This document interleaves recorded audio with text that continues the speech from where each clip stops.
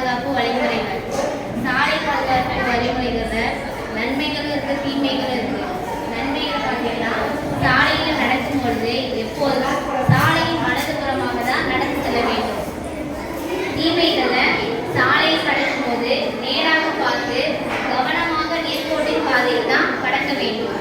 சாலையில நிறைய பேர் மது அருந்திட்டு போய் சாலை விபத்துகள் நிறைய நடக்குது. சாலையில நிறைய வாகனங்கள்லாம் கூட்ட நெரிசல்கள் ஏற்பட்டு சாலை விபத்துகள் அதிகம் ஏற்படுது. மங்களான வெளிச்சம் உள்ள நேரங்களில் பிரகாசமான வண்ண உடைகளை அணிவது நல்லது. இதனால் உங்களை வாகன ஓட்டிகள் எளிதாக காண முடியும். உதாரணத்துக்கு சாலை பாதுகாப்பு, உயிர் பாதுகாப்பு. விளக்குமுறைகளில் நில், கவனி, செல் 3 முறைகள் இருக்கு.